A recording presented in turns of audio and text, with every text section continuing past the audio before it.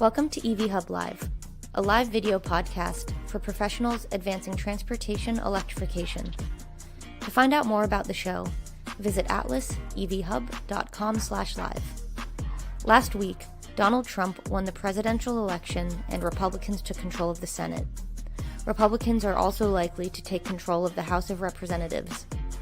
Atlas Public Policy's founder, Nick Nigro, will sit down with Mike Murphy, CEO of the EV Politics Project, to discuss what the results mean for electric vehicles.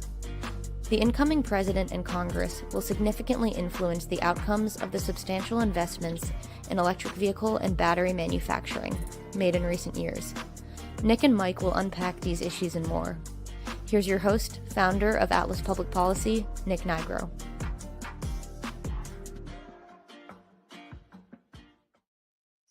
All right, welcome everyone to a special episode of EV Hub Live. I'm your host, Nick Nigro, and I'm joined by the expert political analyst, Mike Murphy. Mike, thanks a lot for joining us today. Oh, Nick, it's great to be here. Thank you. And we started a couple minutes late. All my fault. We had a little technical trouble. All good. All good. Great all good. Really looking forward to diving in. We had our election last week. It was a surprise to some, probably not a surprise to many, but we're here to focus on what it means for electric vehicles. And I'd love to start our conversation by talking more about what was your take on how EVs might have actually influenced the election. I understand that your group had recently done a poll in Michigan. Yeah, so we've been watching it. I mean, our mission is to try to take the partisan polarization out of EV adoption and try to help the companies understand how to deal with the Republican slice of the market, which is the largest piece of the new car market, about 40%, Democrats about 36%, and try to get over some of the political stigmas to sell more cars. So we were watching Michigan carefully, and we were actually running our own small, frugal, I'll say, because we couldn't raise much money, voter program there. So there was about the ad tracking services. And this is just regular television, broadcast and cable. It doesn't really count all the digital advertising, which would be even more. But there's about $30 million of political advertising in Michigan, a little bit in other states, but Michigan was ground zero. $30 million spent on ads that mentioned EVs. Wow. And 89% of it was negative. In other words, don't let Kamala Harris or Senate candidate Alyssa Slotkin ban your gas car. Attention auto workers. This is the Trump campaign. You're going to lose your job. They're forcing people into EVs they don't want. It costs you your job, auto worker. It was quite a pounding. I mean, $30 million of advertising is a lot. So we decided 2 weeks before the election, let's take, because, the way Washington works is, Nick, after the election, everybody claims, it was the metric system. That was the issue. And we at the Metric System Society agree. So we said, well, let's take a look 2 weeks before the election when early voting was about to really start and see what Michigan voters think about all these EV issues to test the impact. So we released that polling. We have a memo of a lot of the polling up on evpolitics.org and given it to the industry folks. And so I think you've got it in a few of the slides, but the bottom line is it was a one-sided argument in the presidential race, and Trump really, really scored with it. By a 2-to-1 margin, Michigan voters 2 weeks before the election told us that they thought a government push toward, pushing the sale of more electric vehicles would be a bad thing for Michigan, 61 over 35. Not good. Now, the great loss statistic, and we ran some digital advertising on this, but we were outspent 30-to-1. So I can't say we had the impact we wanted to. There are 20,000 new good manufacturing jobs in Michigan from EVs, but apparently that's a well-guarded secret. The Harris campaign did not advertise any of this. We begged them to, or to fund a third-party effort. By contrast, Alyssa Slotkin was in a very tough open seat Senate race with Mike Rogers. A lot of that spend was on her. She did put up an ad pushing back. She won narrowly. Vice President Harris, as we all know, lost.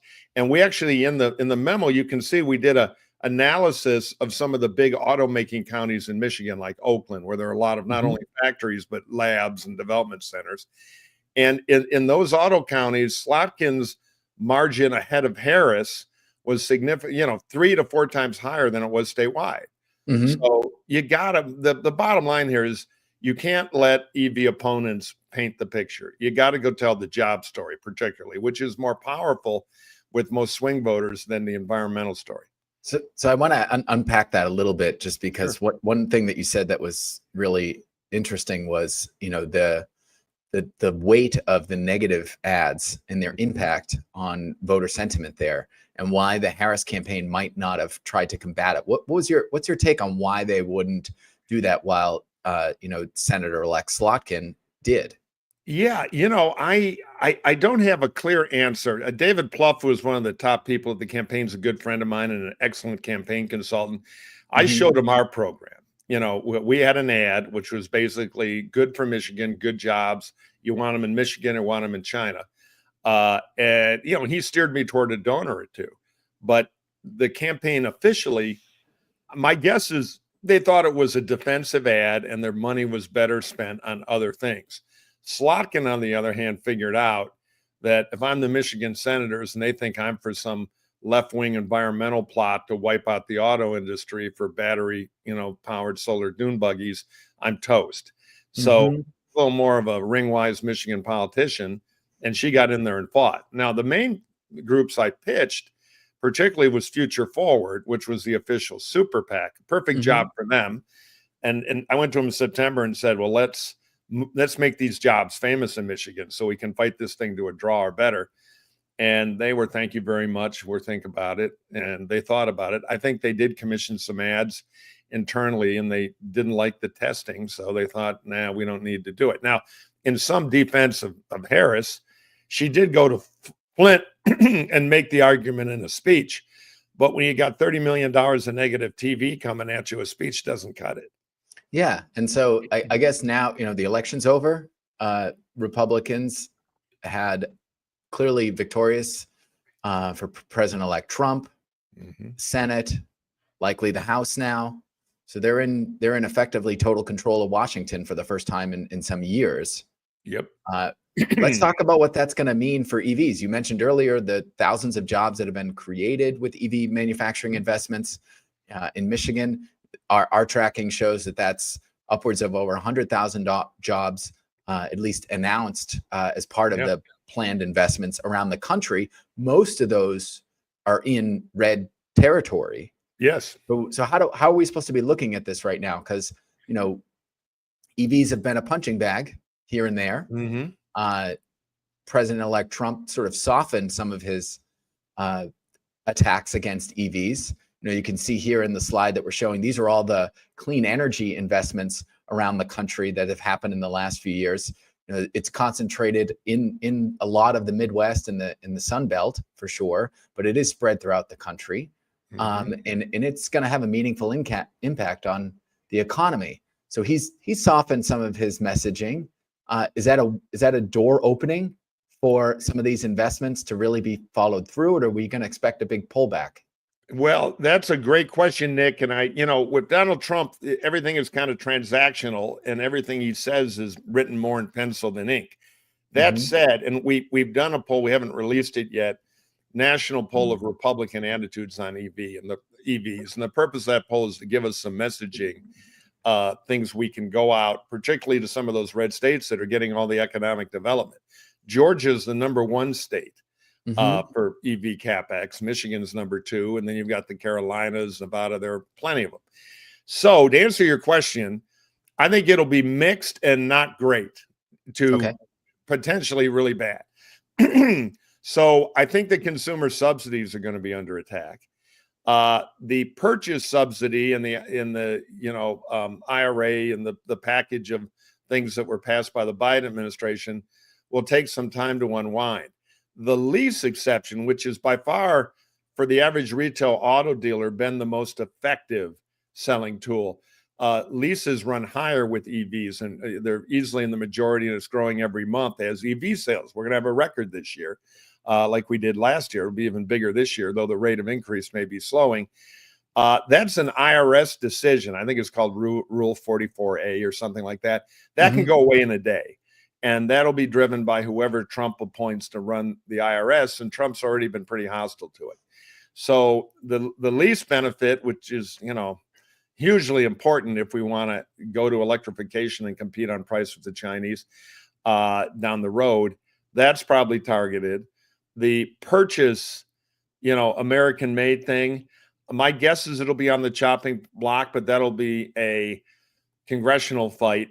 There is the issue of some of these red state governors, like Governor Kemp in Georgia, are not big EV bashers because they know they won the lottery in new plant investment, $30 billion. But will they take on Trump publicly? I doubt it. Some of these members back channel would say, you're killing me here. Keep the factories. This is the best thing to happen to Barneyville in 1,000 years. We just got a battery plant.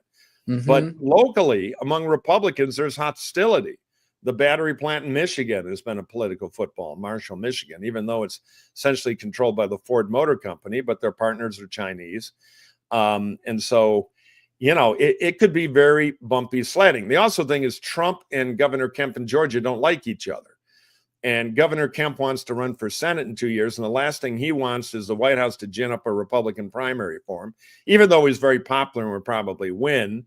So he's in the making friends with Donald Trump business right now to avoid trouble on his own path. So he's not necessarily the best EV ambassador right now, you're saying? Well, his incentives not to have a primary and please Trump means backstage he'll want it. But Trump is, this is a rumor I've heard. You can tell me if you believe it or not. Trump has been heard to be kind of a get even kind of guy. And, screwing EV investment like that big Rivian plant that's been planned but needs government money, I think, to get going, 10,000 jobs. Trump would probably enjoy making Kemp squirm and screwing him over. Just all politics, petty and personal. Then you got the Elon factor. And a lot of people say, well, Elon has become very popular for Republicans, which is true. He's not so popular with Democrats. In fact, he's not so popular with people who buy EVs anymore. I'm glad I'm not the Tesla CMO. So Elon could be Nixon to China and help move Republican minds, including Trump's, on EVs. But I think it's more likely he'll defend Tesla's interest, not the entire category's interest. He's publicly spoken out against incentives. So if you're Elon and you got a 55%, although it's shrinking with competition, market share, you're like, well, why don't I screw everybody else? Then I can jack up prices a little bit. And those guys are all going to die without the subsidies. I can operate without them profitably. And not only will I screw them in the EV market, they will have to buy more offsets from Tesla, which is the most lucrative thing Tesla does. If you're Chrysler and you're not making your mileage stuff or your emission stuff, you can buy an indulgence, so to speak, from Pope Musk over at Tesla. So screwing everybody else is kind of in Tesla's interest, though Tesla will probably be against rolling back the EPA standards. Right. He'd like to put everybody else in a real vice. I'm guessing. I'm wondering how, you mentioned Musk. I'm wondering how you think he's going to look at this short-term gain for long-term pain. Because a thriving EV market is going to be better for Tesla in the long run because it's more customers. If it's a smaller market, they might have larger market share, but they have fewer customers. I'm not understanding. Yeah, well, it's a question of, you're right. Is it the category you care about or your own market share? And Elon strikes me the kind of guy who remembers the famous words from J.P. Morgan, which was, every businessman only has one enemy and one problem: competition. Because that forces you into price wars, which Tesla is in China, and to some extent they've started a price war here. The other thing that's going to happen in the EV market, which the subsidies affect us somewhat, is we're going to have, from the early EV boom, a lot of lease cars coming off lease. So the used EV market, which is already depressed on price, which is not so good if you buy an EV for your residual value, but it's very good for EV adoption to have a lot of perfectly functional 3 years and 39,000 mile lease EVs popping up there at low prices. That'll be great for market share. And then the last thing about the Trump administration, people are focused on the big flashy legislation and the EP stick. Will that be rolled back? The fight with California over their own air standards, the waiver, that probably will be a fight. And keep in mind, you have an open seat governor's race in California in 2026. A lot of candidates, and somebody may run on why are we banning gas cars? And you can in a five-way race, if you can put 40% of the vote together, I'm against that, which is about what the polling is. It's about 51-40. That's an incentive, and then the other candidates will protect their flag. So a lot of the sticks may go away, and I think the carrots are going to get smaller. Yeah, this is what I want to understand more about the carrots part, because President-elect Trump ran on rebuilding a manufacturing base in this country. We know the data show that manufacturing base is seeing more investments now than in a generation, large part due to IRA, CHIPS Act, and similar efforts by the Biden administration. Carrying that forward seems to be delivering on a campaign promise in some respects. And in order to do that, though, you got to keep a lot of those carrots in place. The battery manufacturing incentive, and even some of the grant programs that DOE has in order to build some of these facilities, loans and low interest capital, things of that nature. You need all those in the ingredients if you're going to have that kind of special meal here. So how are we going to make sure that how do they look at that? Are they going to see that as an opportunity to take advantage of? That's a great question. Donald Trump, like many politicians before him, has no problem attacking his opponent while grabbing credit for everything his opponent did. Right. So Trump may go after flashy stuff like the consumer incentives, which again aren't so good for the plants because we could see a demand collapse if that lease thing goes away, and at the same time claim credit for all the new jobs. It's quite possible he'll do kind of a two-step there. And again, he will have back channel pressure from Republican states that are getting all this investment. And we plan at evpolitics.org and the American EV Jobs Alliance to be very vocal and active in the Republican world, because the other thing to remember, if you're the Trump folks looking at this, is they're highly likely when we finish counting votes in California to win control of the House, but not by much. Right. And the off-year elections for a new president are almost always bad in the House. You lose, in the old days, you could lose 40 seats. We don't have as many swing seats now. But the Democrats, unless they totally screw up, with the Democrats, that's quite possible. But if they've, nothing focuses you like a hanging in the morning, they have a great opportunity to win the House in the midterms. And the Republicans in the House know that. And the thing about the House, which is, as you know, so different from the Senate, is in the House, when you're in minority, you have no power. You literally sit around eating corn chips and praying to get the majority again. Senate, minority has power. So I don't think at least the smarter Republicans in the leadership in the House are going to want to go blow the majority by, in Republican districts, screwing around with new plants and things that might be popular.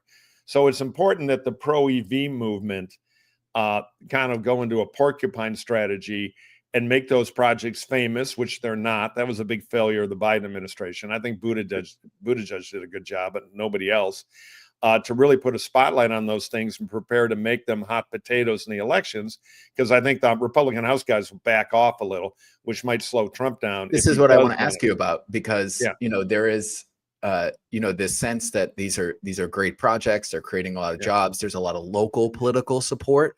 But, the data you showed, the poll you took in Michigan shows that the public isn't supportive of it. Once you put the money down and the advertisements out there, it swung public opinion against it, even though, it's a job creator. Are you how do you combat that in some of the southern states, which might not have as many entrenched, legacy auto interests as Well, as I am. I'm a simple advertising guy running campaigns. Let's make it famous. We have TV and digital, we need ads.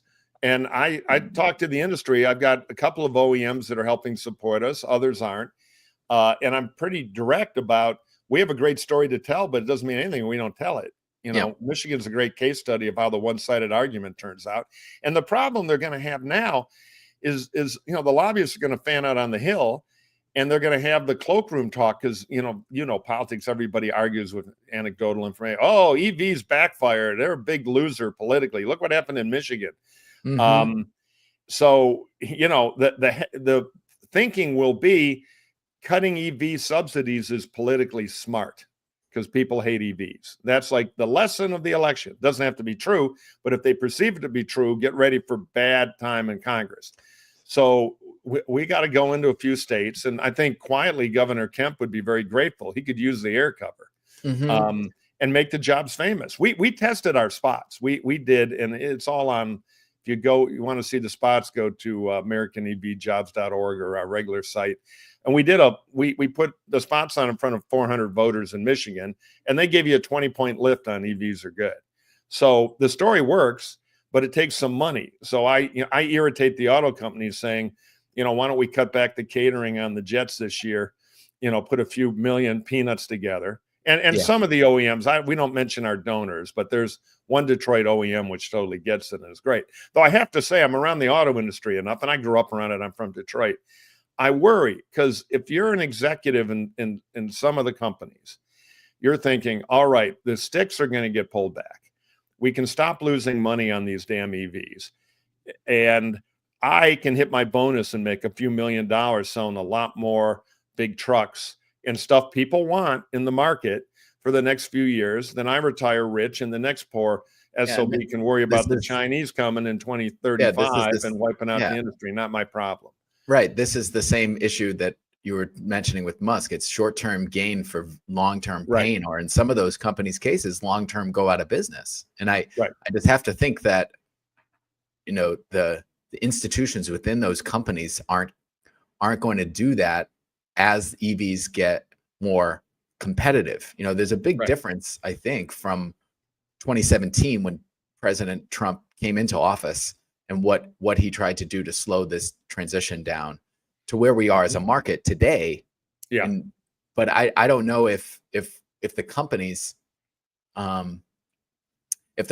going to take that same posture they had in 2017, or if they're going to be different. What do you think? Well, there's going to be cross pressure. If you run GMC trucks and you're responsible for that P&L, you'd say, give me more money to add another shift. I can sell a lot of trucks with 10 grand of profit built in. On the other hand, if you're a more visionary guy like Farley at Ford, on one hand, you're worried about activist investors coming in and saying, Ford could make another $1.5 billion a year and double the stock. Why the hell aren't we? And you got Ford, which is still running pretty big development checks. So it's the long-term, short-term thing. And so far, I think they've had a cautious long-term strategy, because you can bankrupt an auto company chasing EVs in 2 years if you're not careful. And GM, the slumbering giant, is now awake. And they're moving to number 2 in U.S. sales. They have some very competitive products. The Honda Prologue, GM-built vehicle, is a big hit in the marketplace, and the Equinox is doing well. But when I just passed a billboard, in fact, I told a friend in Chicago, go get one. I think $199 lease and a couple thousand down on the Prologue. A hell of a deal for a great vehicle. But if the lease $7,500 goes away, maybe not. Yeah. Pardon? Yeah. I said if that lease incentive goes away, maybe those. Yeah, well, all of a sudden that payment's a different story. So. But and there will be pressure on the auto companies to take the short-term dough, and you have activist investors who start showing up threatening to change the board. So I think what most of the companies really want is stability. Would you please give us a 10-year regulatory reality so we can plan to it, not the zigzag we're having now, which is very expensive and very hard for them to plan and invest against, and it will have a freezing effect. That's the bottom line. The EVs are going to go into a chill. The question is how deep and how much and how bad will it be? The market is adopting and going up. And then the final thing is the infrastructure. The current administration likes EVs, and they've still had a pretty spotty record actually getting anything built because they had to give all the money to the states. And you've got Republican governors who think, devil mobiles. You got Republican governors like Mike DeWine in Ohio who built the first EV station. He was terrific. Here in California, where I live, which has EV adoption rates in the 20+% rate, we're France. We're like European level adoption. We can't build an EV station. Yeah. And our bureaucrats are all left-wingers. It drives me crazy. There's an EV go in LA on a huge street, Robertson Boulevard, by the 10 freeway. Probably 150,000 cars a day. I mean, I don't know. I'm not a traffic engineer, but a lot of goddamn cars. That thing looked like the set of The Walking Dead. Eight dispenser, brand new $1 million plus station, sat there for a year of weeds bigger than the machines, burying them. And I went on a jihad and I finally got them to cut the weeds, but they still haven't commissioned it. They can't get power because the city politically run utility and the county authority and the clean air, California has 812 agencies to tell you how to make a peanut butter sandwich. And they couldn't get it done. The thing's been sitting there a year. So when you start having Trump personnel put into the energy department and transportation who don't or think they're under a mandate, you don't have to repeal the law. They just don't open their emails for a while. No need to rush that application along. We'll get to that next year. So, there's a lot of danger out there in the little things, the personnel and the bureaucracy turning cold on this that could be material. So I got to ask you a few more questions before we run out of time. One on the, you mentioned earlier Georgia. There's a few representatives there, at least one who's been a pretty strong EV advocate in Congress.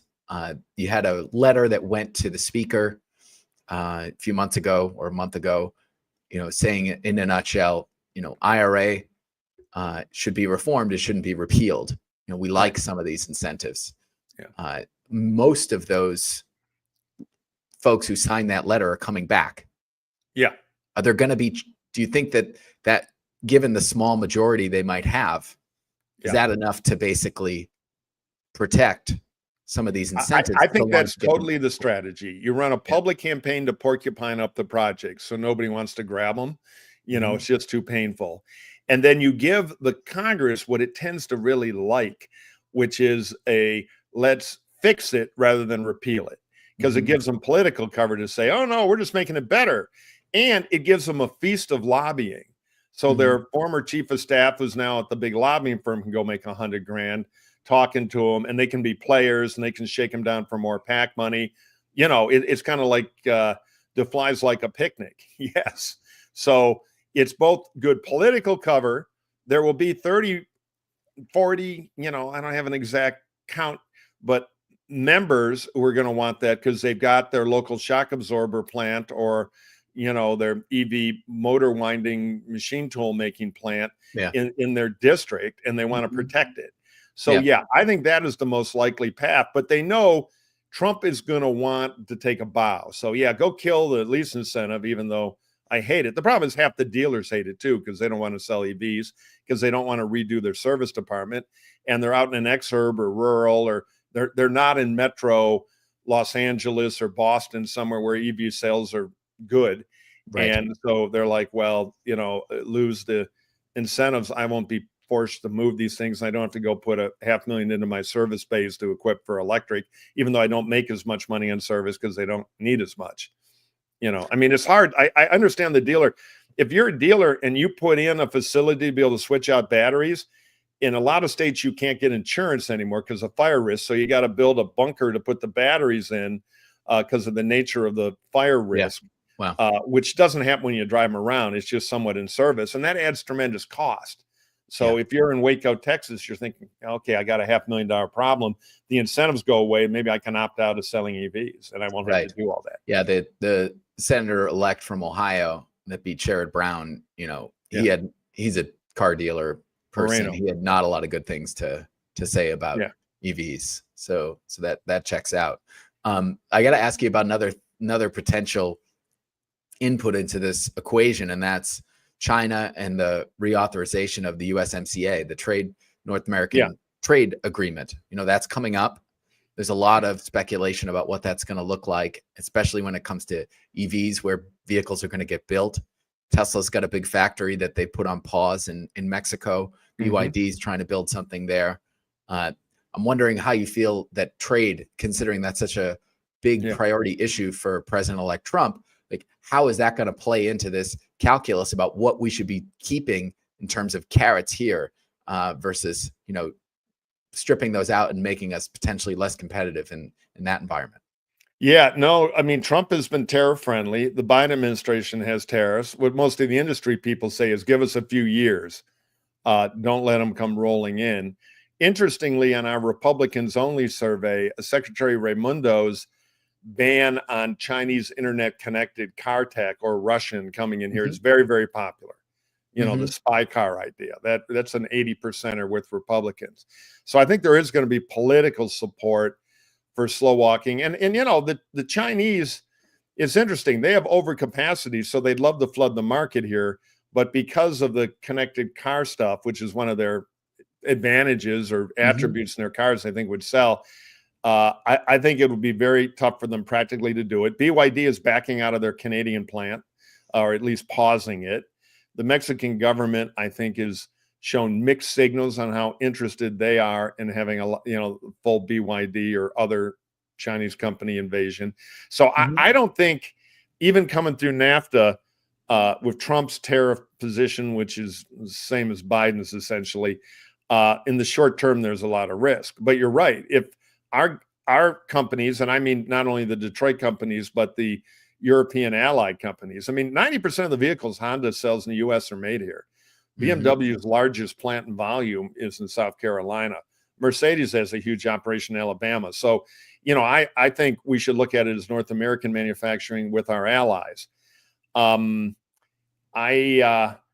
think the Chinese thing is more of a long-term threat than a short-term. But if they get too fat and sassy on tariffs, eventually, as we learned in the 70s, when I remember this when I was growing up in Detroit, there's an arrogance that nobody's going to buy a foreign car. Well, if you can win on price with acceptable quality, you're going to eat market share like Pac-Man. So, you know, I think the tariffs are good policy short term, and I think the national security implications are a lot.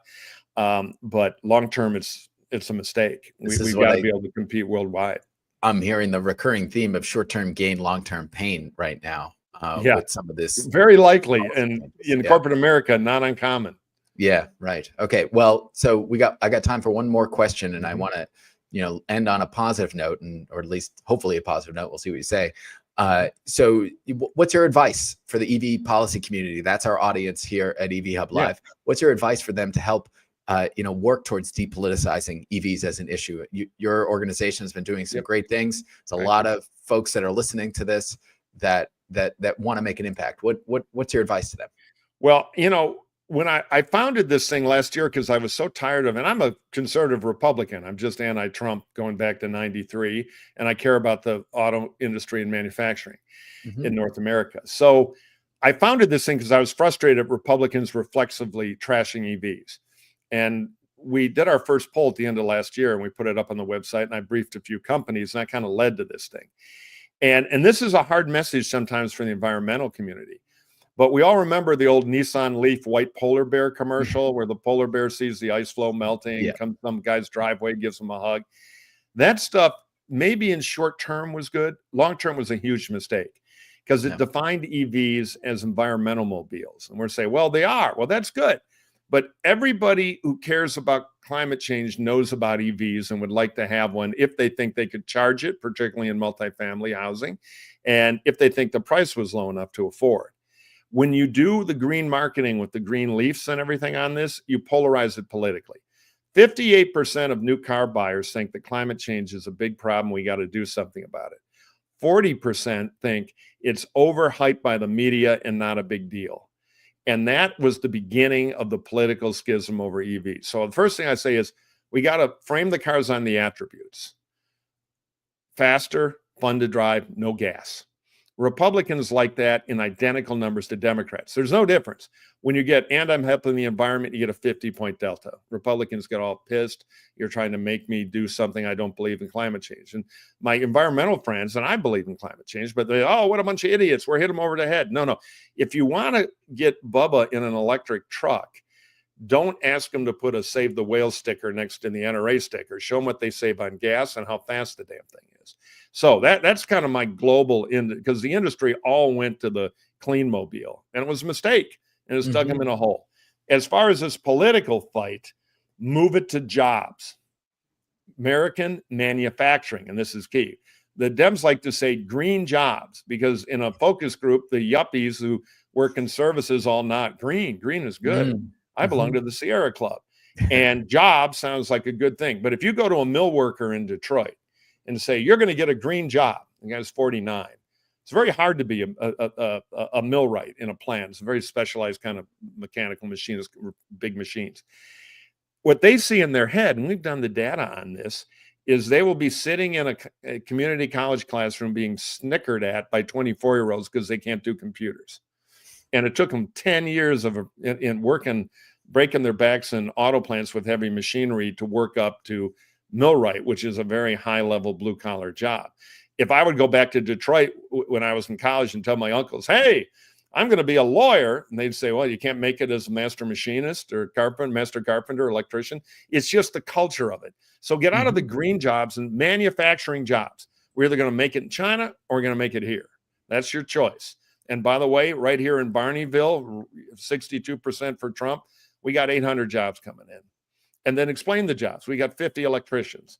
We're going to have 100 welders. First, we're going to build it. Then we're going to do it. Assembly jobs, third higher than the county wage, et cetera, et cetera. So we need to go pick a jobs fight in these places. And the China card is the last thing. And our poll, national poll Republicans, 1/3 of Republicans think the U.S. is the #1 car producer in the world. Another third think we're #2 to Japan. Wow. Nobody out there has any idea that China is the auto superpower, making nearly 3 times as many cars as we do. When we tell them on a poll, they go nuts.